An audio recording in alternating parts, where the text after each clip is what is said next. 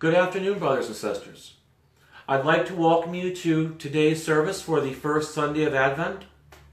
And I actually have a lot to talk about here because it's the first Sunday of the ecclesiastical year. It's the first day of the ecclesiastical year. And with a new year, that means a lot of new material. So I'm going to ask you to be patient with me. I'm going to ask you to bear with me, even if I get really boring, because I promise that in the end, it should all be worth it. So, what is Advent? One thing that children are taught in catechism classes is that Advent is the 4 Sundays before Christmas, when we await with expectation for the coming of Christ. We're preparing for Jesus' birthday. Advent also has another meaning. Traditionally, Advent is a penitential season.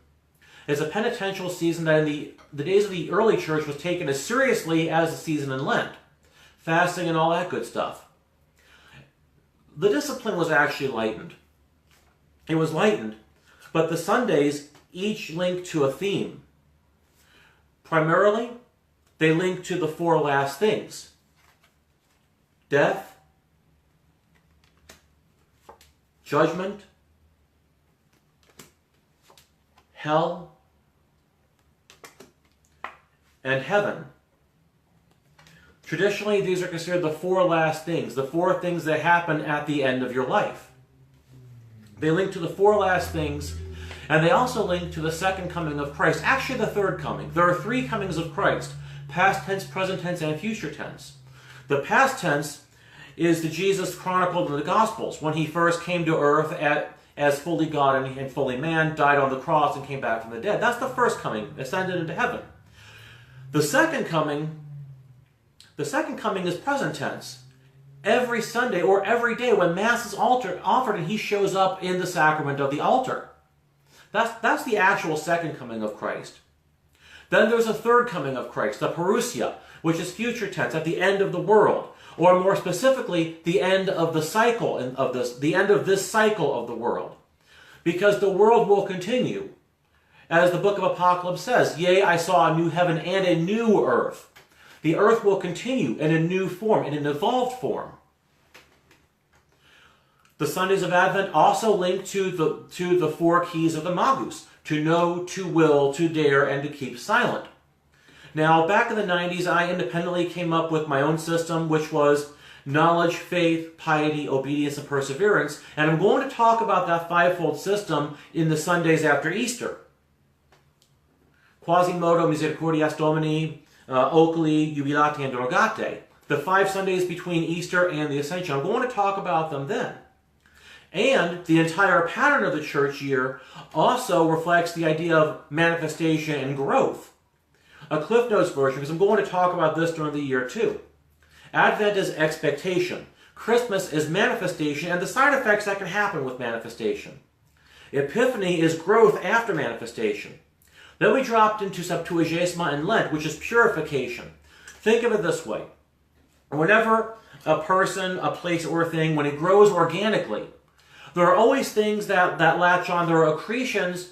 Some can be good and others can take away from the purpose why we're growing. It could be our ways of thinking about other people, our ways of thinking about the world, our ways of thinking about everything. And so that purification is necessary to get rid of those accretions that keep us from growing further so that we can go and grow further. That's Lent. Easter is a time of renewal after purification. We've been renewed and we can grow further on our purpose, further towards our actual goal. We haven't plateaued anymore. Pentecost is maturity. Pentecost is maturity. And then Trinity and the season afterwards is continued growth and continued maturity, until we come right back to the first Sunday of Advent and repeat the cycle again. Because life is cyclical, growth is cyclical, and time is cyclical. And that is the spiritual development found in the Catholic, quote-unquote, wheel of the year. In fact, I can't even say Catholic anymore, because it's not just Catholics who use the church year. Mainline Protestants do it every bit as much. So we have a lot here. We have this rich treasure of resources from which to draw. And in this treasure of resources, that's why I think it's sad that Advent has just been relegated to 4 Sundays getting ready for Jesus' birthday, or hope, love, joy, and peace. which are not mutually exclusive with the four last things. In fact, in the New School paradigm, the first Sunday of Advent is a Sunday of hope. Hope is not exclusive with the fact this is Death Sunday. They're not exclusive because Christianity mentions hope and death in the same breath. So they're not exclusive, they complement one another. It's just a matter of acknowledging that they're two separate paradigms. They're two separate paradigms, so we may have to end up speaking two separate languages to get them to talk to one another. But they do talk to one another. Okay, am I rambling on? Yes, I'm probably rambling on. Do I care? Well, maybe a little bit. Okay, so let's talk about today as the first Sunday of Advent. We have the end of the world placed before us. It links with the key to know, and it also links with the element of fire, because the 4 Sundays can also be attributed to the 4 elements. To put them in the order of the ancient Greeks and of the medieval Catholics, the order would be fire, air, water, and earth. Now, these also in modern science equate to the 4 phases of matter, plasma being fire, gas being air, liquid being water, and solid being earth. So what we have here, it's a transition. As one comment on my Facebook said earlier, when talking about today as Death Sunday, the reference was seeing the goal, having the goal in sight, and a transition through the elements. I think that's a really good way to describe Advent, especially as we're talking about expectation. So, to know. What is to know? What is knowledge? In fact, we can ask, along with Pontius Pilate, what is truth? If you watch Passion of the Christ, it's quis veritas. Actually, funny story about when I watched that movie in the theaters. I'll probably talk about that later on. Just never go to a movie like that wearing a collar, being the only person in there who knows Latin during the scourging scene. Yeah, it was just, never mind. Okay, so anyway, what is to know?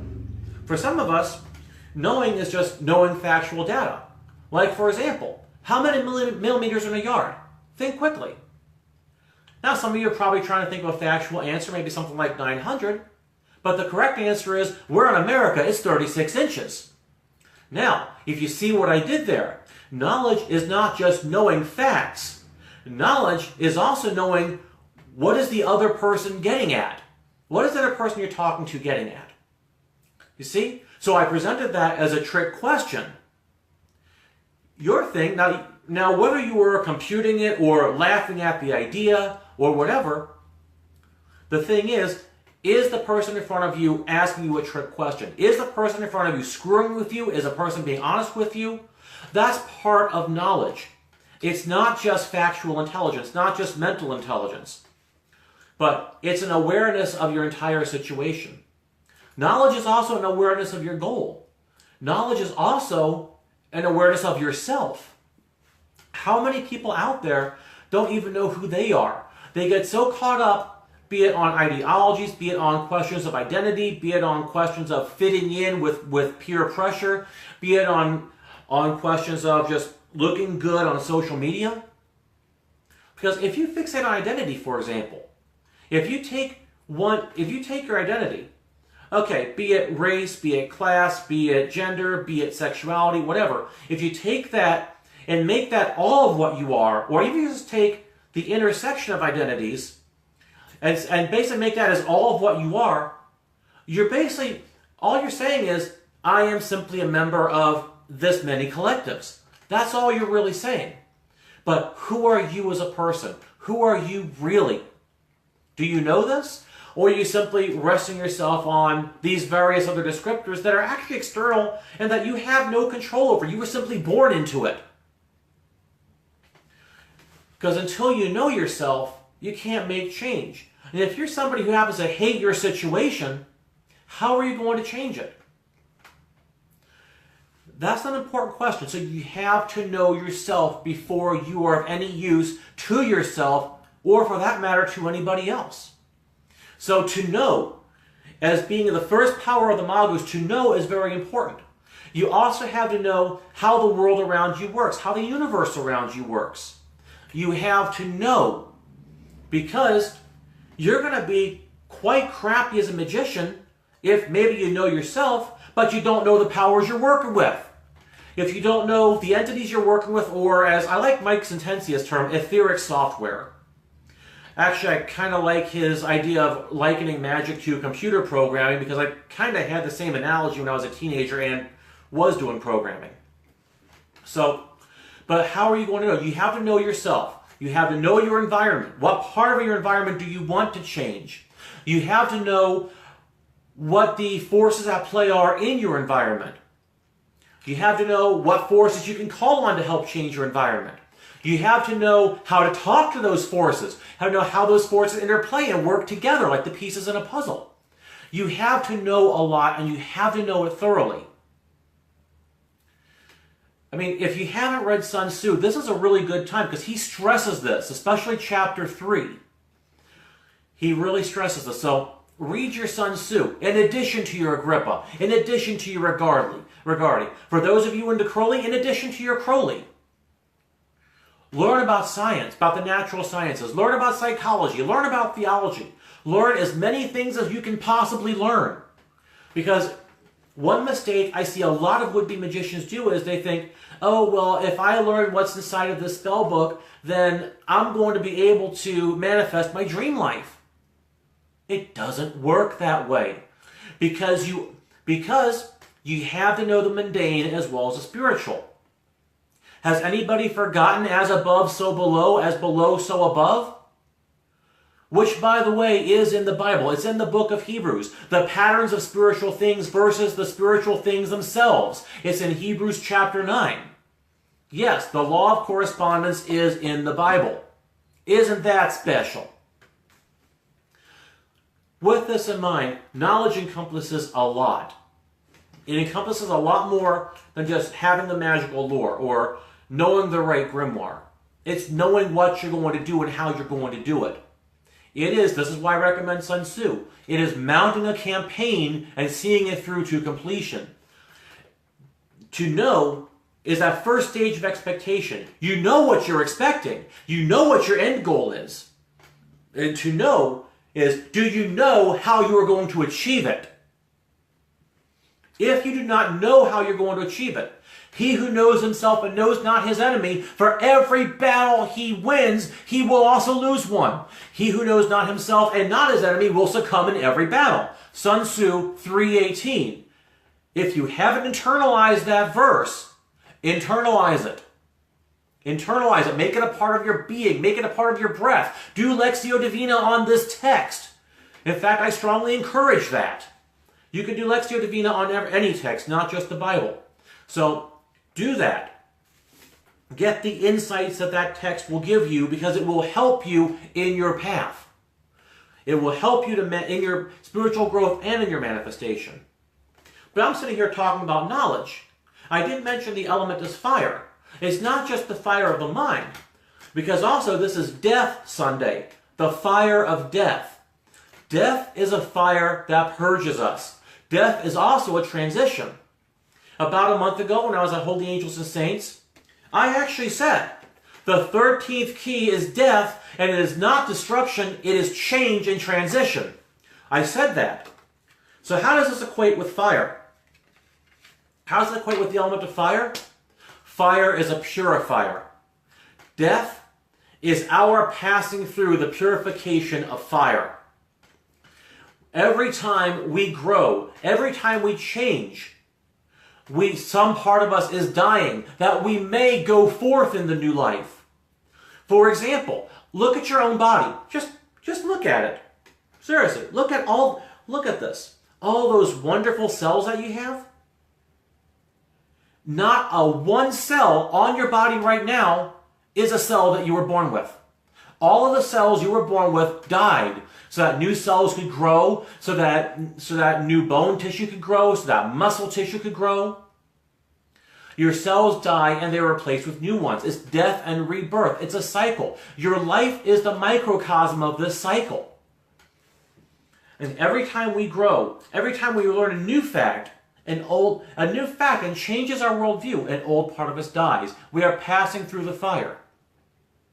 In fact, I recently heard it said of people that are in echo chambers. And I actually saw this myself when I left the traditionalist movement. When you're inside of an echo chamber, there's like a fire. The wall around you is fire. And you're in this ideological echo chamber. You're told not to pass through it. You're told that fire will kill you if you walk through it. You are outside the pale. Be it you're going to hell or whatever. Whatever condemnation or threat that they can throw at you. But once you pass through that fire, and that usually means engaging with ideas on the other side of that fire, and being condemned by your own group for it. Once you pass through that fire and you see what's on the other side, you're free. You come to know, and yes, I said to know, that that ideological bubble that you were a part of, that subculture, is not the rest of the world. It's not the rest of the world. It's just a tiny little microcosm, and it's usually filled with people who are not the most mentally stable. So that's another thing about knowledge. And death, your death to the ideology is passing through that fire. Yes, I might still keep theologically with traditional Roman Catholicism. However, I passed through that fire and outside of the movement. I passed through it completely in 2009. And when I did, I realized that all the purity spiraling, all the trying to bash each other over the head for not being quote Catholic enough, and even all the heresy that they had in the attempt to bash each other over the head, particularly the denial of baptism of desire, or could I think of a few others? Well, that's the big one. It's called Feniitism. Okay, particularly that, and we're using it as a litmus test, or even if somebody says it's okay to say Mass in English. Yeah, language was a litmus test. I realized this is just this group of people. It's not that much in the scheme of the big picture. And then I started dialoguing, engaging with the big picture. And when you walk through, if you're in that type of community, when you walk through that fire, you are free. In fact, if I were to mention anybody who I've seen do this over the past few years, it would be a man on my friends list named Jack. I first became aware of him in, April of 2016. He wrote a review of The Magic of Catholicism. I actually still call it Occult Catholicism because that was the original title. Magic of Catholicism is the 3rd edition. Well, he wrote a review. It was a pretty long review on Amazon. I was floored by it. This man accused me of doing everything right. Because basically, and it's kind of interesting because one thing that I got from it is that the reason I went into overkill with giving all my sources, giving so many sources for pretty much every sentence in there, his approach was the reason. He was a skeptic, as he put it. He checked and double-checked every source that I gave. He checked what I said in there. And he said, yes, this guy is right. He accused me of doing everything right. I don't get that very often. Those of you who saw my Tales from the Inbox post from last night, you'll see what I mean. Actually, there's some follow-up to that. I'm going to post it after I'm done with this broadcast. But what I saw with Jack was he was involved in a very ideological type of community. And he passed through the fire. He passed through it and he came out knowing. He's very level-headed, he's very rational, and he doesn't come to his conclusions lightly. No, yeah, he'll troll his friends list because who doesn't? I do it. It's fun. Trolling is fun sometimes. We all do it, I hope. If you don't, then you're missing out. You might want to jump in and try it sometime. But this is somebody who's passed through the fire. And now, no matter what anybody says about him, or what anybody says to him, he is free. And I know that feeling. I know that experience. Because as I said, when I left the traditional Roman Catholic movement, when I left that purity spiral, when I left those circles, I too was free. And this is what knowledge does. That's why this is Knowledge Sunday, and that's why this is Death Sunday. Because you become dead to your old self. Paul talks about this elsewhere in Romans, becoming dead to the old Adam and new in life to Christ. The old man dies, the new man is put on. Paul talks about this. And death and rebirth, it's a cycle. We die and we're reborn, hopefully millions of times during the course of our physical life.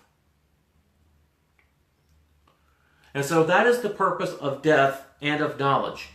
That is why they are interlinked. And in fact, that's also why they're even interlinked with the other theme of Advent Sunday, hope. Because in this death and in this rebirth, we have hope that we will grow. We have hope that we will achieve our goals, both mundane and spiritual. And we have hope, both in the particular eschaton, the particular judgment, when we die, that we will have achieved our goal of being in heaven, of being enlightened beings, what have you. And that on the general eschaton, the general judgment, we will be numbered amongst the elect, numbered amongst those who have fought the good fight, run the good race, and have reached the finish line. And as the 15th mystery of the Rosary tells us, achieve the crown that awaits us in heaven. Sorry, I'm still getting over a cold. So, this is what we have. But why then? Why is the image of the Last Judgment thrust in front of our faces today? Why does the Church give us the Gospel of Luke? Now, interestingly enough, the Gospel of Luke and the last day, that's found on the First Advent in Southern use. Northern use gives you Matthew 21, 1-9, Jesus' triumphal entry into Jerusalem. For those interested, the northern medieval lectionary is preserved in the traditional Anglican and Lutheran liturgies. They preserve the Northern Catholic lectionaries, while the Southern lectionary is preserved in the Roman liturgy, in the traditional Latin Mass. That's the lectionary that I'm using. So when you hear me say words like Northern use and Southern use, I made those terms up to describe a phenomenon that does exist. Okay, so why do we have this in front of us? Pope St. Gregory the Great gives us the answer. Pope St. Gregory the Great, in his first homily on the Gospels, tells us that Jesus puts the end of the world in front of us, that we may know how bad things are going to get towards the last day, and that we may be prepared, and that if we are at least not moved by love, then we may be moved by fear of what's going to happen. Now, if you did Matins this morning, you would know that because that's where I got this from. That's where I got St. Gregory's quote from. But the whole thing is this puts us back to knowledge. This is the goal orientation of Catholicism. Okay, the individual who mentioned having a goal in sight on my Facebook and a trial through the elements, I responded back. Bingo. The key to Catholic spirituality is that it is goal-oriented. It's teleological. In fact, there's teleological, which is goal-oriented, and there's deontological, which is duty-oriented. I want to get into that some other time, but basically, one is teleological means you're doing this, whether morality or spirituality, and the two are very interconnected. You're doing this because they lead you towards a goal. You have a goal, you want to get there. It's kind of like if you want to go to a store let's say you want to go to a computer store on the other side of town. That is your goal, getting there. And everything you do, every turn you make on the road, whether you're waiting at a bus stop or you're driving or walking or riding a bicycle, everything you do is getting you towards that goal. That is a teleological set of actions. Deontological is, I'm doing this out of a sense of obedience. I want to obey God. God has commanded me to do this. Therefore, I must do this. That's deontological. There's no goal to it. The only goal is I want to be on God's good side, or I want to be on, say, at a secular job, I want to be on my boss's good side, so I'm doing what he tells me. That's all that is in a nutshell. Now, I want to save that for a later talk, because there's actually so much here that I don't want to make this much longer than it already is. But what we see here is we have our goal. And what's interesting is this also plays into a concept called theological eschatology.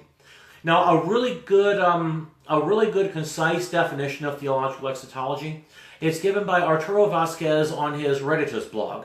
Okay, we're in his series, The Hollow Victory Over Jansenism. I reread this series during the past week because it really is good, and it really plays into a lot of issues that have been going on with the Church since Vatican II. There are reverberations from that time period. Okay, but what he describes realized eschatology as is a sense that everything is going to get better. Everything, that the world is going to get better, that people are going to get better, and ultimately at the consummation we'll all be perfect and perfect in Christ. That's realized eschatology. Elsewhere it's also been called the Omega point. So with that in mind, he says that the Jansenists had a reverse realized eschatology, that things are actually getting worse and worse and worse all the time. Okay, now on one hand, this kind of invokes Strauss and Howe's cyclical model of generations and saecula. If you haven't read Strauss and Howe's Generations, it came out back in '91, describes how history works in cycles of 4 generations called a saeculum, or an age, or a century. Each saeculum is about 80 to 100 years. And each generation represents a turning. Okay, I'd strongly recommend reading that, because it's a pretty interesting read. I don't think it's entirely correct, but I think they're onto something. How generations shape history and history shapes generations. But the idea that Jansenists were coming from us getting worse and worse all the time. And now, that's actually a very human thing.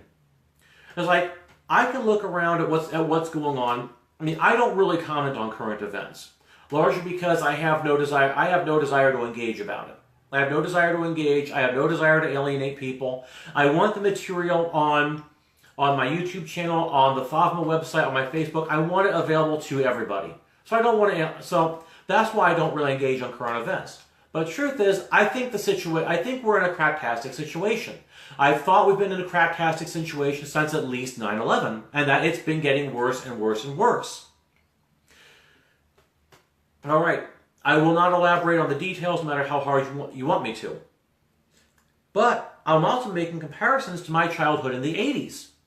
Okay, the 80s were something of a golden age. Yeah, there were it was high crime, but it was high freedom. This was a period where see, I didn't come up in a very well-to-do family. I came up in a very bad-off family. My mom worked her ass off through nursing school during the 80s. She got us in a much better situation. So I'm looking at the 80s when things were much better, at least in my memory.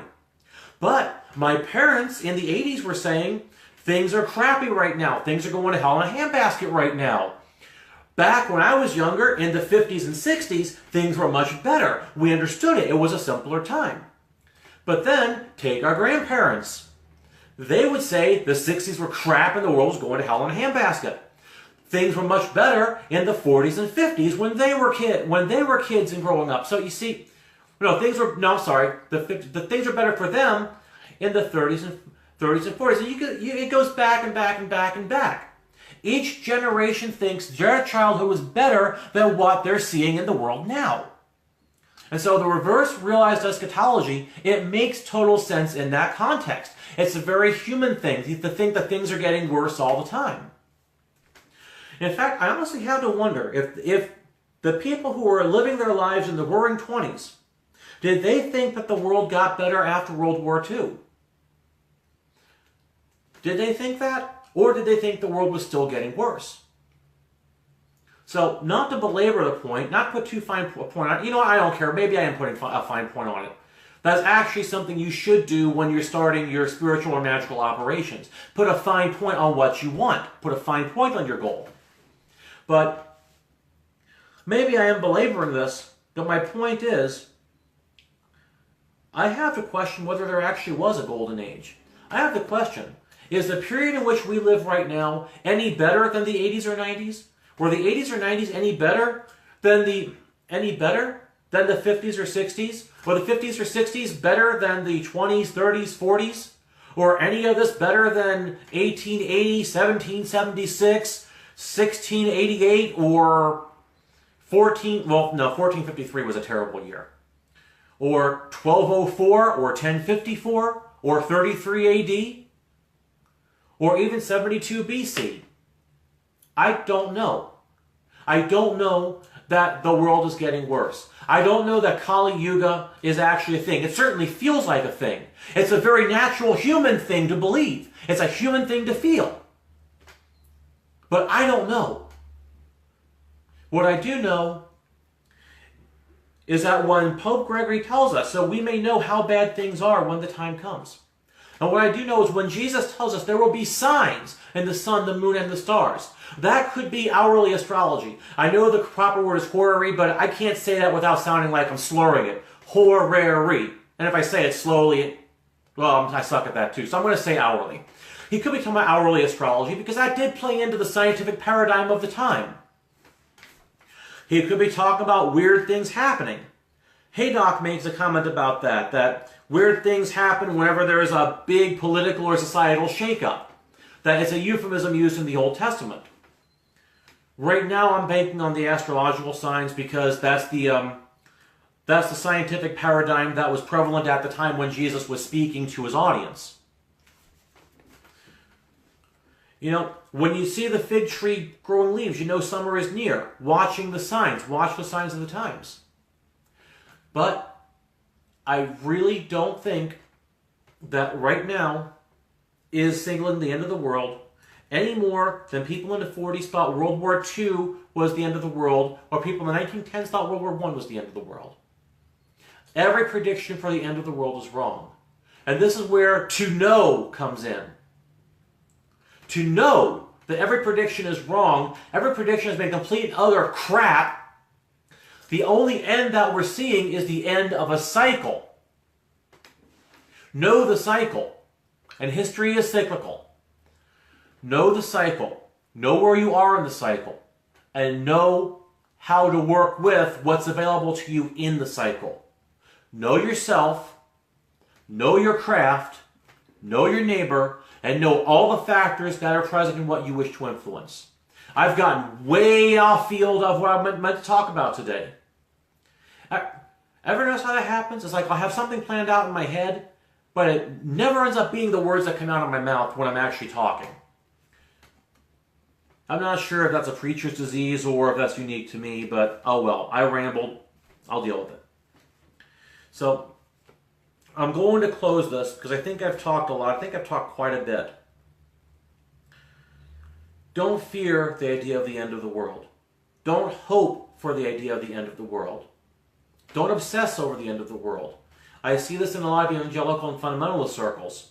And that obsession, it takes you off track from what you should be knowing, what you should be learning, and what you should be doing now. It takes you off track from your spiritual development. Wishing for the end of the world, it's akin to saying, well, if the world's over, I don't have to pay my bills tomorrow. That's the message I get when people keep wishing for the end of the world. And you know what? That's the kind of spiritual laziness in my book. We're not called to be lazy. We're not called to be slackers. We're called to keep up the fight that we're fighting, the fight of our spirituality. We're called to keep on that spiritual path. And we're called to manifest the fruits of that spirituality, both in ourselves and in the world around us. And that cannot happen if you do not know what you are doing. So next week, I'm going to talk about the key of to will. I'm also going to talk about the second last thing of judgment. And the associate element will be air. So I'm going to talk about that next week as we continue this series on the 4 keys of the Magus and the 4 last things. And before I wrap this up, I want to thank everybody who commented on my Facebook post today.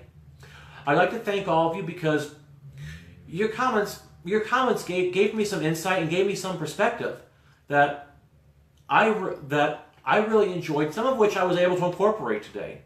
So please, I'm going to post again for next week. I look forward to your comments. I look forward to your insights because you're helping me, and I hope in some small way that helps me to help you.